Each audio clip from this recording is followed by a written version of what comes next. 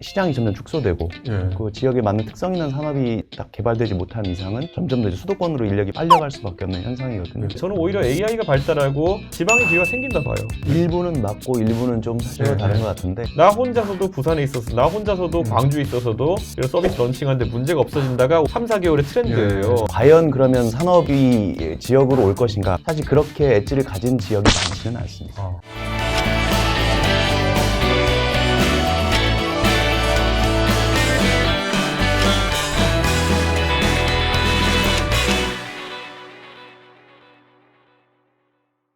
근데 수도권하고 또 지역의 격차가 있잖아요. 크죠. 사실은 의원님 지역구 같은 경우는 또 어떻게 보면 베드타운이면서도 또 많은 산업체가 들어오고 있고 그렇죠. 또 지역 같은 경우는 또 다른 문제점이 있지 않습니까? 맞습니다.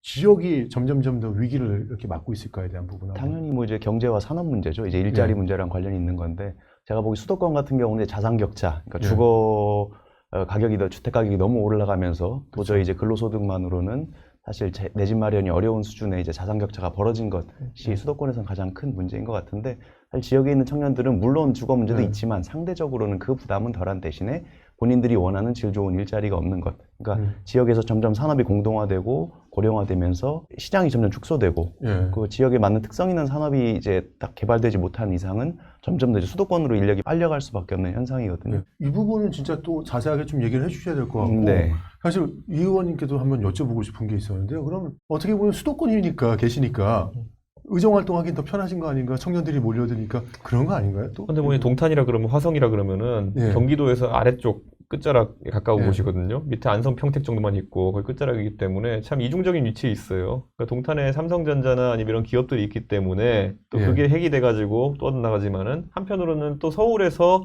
속된 말로 밀려나면 이제 사실 조금씩 이기 신도시로 이제 가서 주거지를 마련하는 경향성이 있거든요.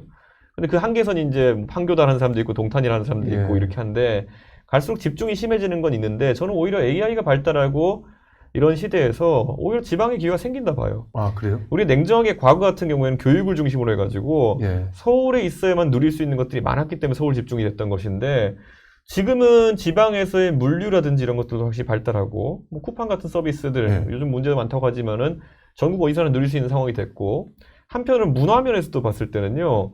의료 등의 일부 서비스를 제외하고는 지방에서 향유하는 게 가능해졌습니다. 일부는 맞고 일부는 좀 사실과 다른 것 같은데 이제 어떠세요? 그러니까 문화 서비스에 대한 수요가 과거에는 이제 수도권에 비해서 너무 격차가 커서 무슨 공연을 본다든지 뭐 그런 걸 하러 일부러 서울 올라가야 된다 이런 것들에 대해서 좀 벽을 많이 느꼈는데 요즘은 이제 오히려 교통이 발달되니까 사실 뭐 공연 보러 서울 한번 가고 이런 것들은 큰 일은 아니거든요. 근데 과연 그러면 산업이 지역으로 올 것인가? 왜냐하면 기업들이 그럼 거기에 무슨 예를 들면 부동산 가치가 오를 거라는 생각을 가지고 뭐 산단을 분양을 받는다든지 첨단 산업 구조에 맞는 인력이 여기 충분히 공급이 잘 된다든지 뭔가 인센티브가 있어야 되는데 아니면 물류가 가령 뭐 중국에 뭐 수출하기 편하다든지 뭔가가 있어야 되는데 사실 그렇게 엣지를 가진 지역이 많지는 않습니다. 이렇게 보는 거죠. 예를 들어 예전에는 교수님들만 하더라도 연구를 하기 위해서 지방에 가면은 내가 1차적으로 내가 교수하는 거는 잘할 자신 있는데 내가 학자로서 연구 활동을 지속하기 위한 충분한 인력풀이 지방에 있느냐 때문에 못 가는 경우도 있었어요. 근데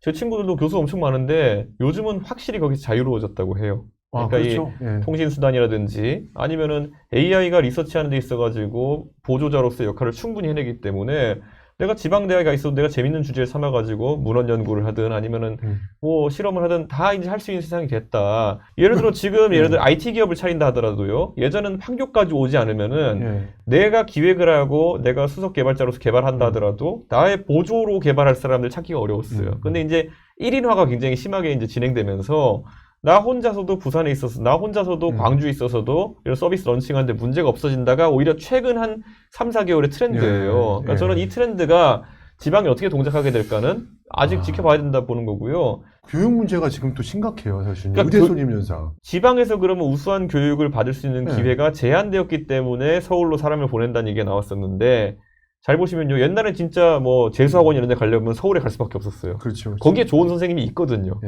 그래야 되는 거였는데 원래 한 20년 전부터 인터넷 강의라든지 이런 것들 트렌드가 뭐냐면은 결국 수업에 대해 가지고는 전국이 보편화되는 과정이죠. 이제 서울에 있는 사람도 서울에 있는 학원 안 가요. 인터넷으로 강의 보고 이렇게 하는 게 많죠. 그 다음 단계 이제 그러면 강의를 듣는 것 이상의 예를 들어서 문제풀이 학습이라든지 아니면 이런 것들에 대해서 자동화가 되고 또 AI화가 되면서 지역에서도 공부를 하고 싶으면 공부할 수 있는 환경이 마련되는 일로에 지금 있는 거거든요. 고졸 중에 진짜 IQ 높은 사람들을 우리가 필요한 교육을 시켜가지고 우리 사업에 쓰겠다. 이렇게 바뀌고 있는 거거든요. 저는 이 조류를 우리가 따라가야 된다. 근데 지금 약간 저는 정부에서 나오는 걸 보면은 서울대 10개 만들면 되지. 그게 더 어려워 보이거든요.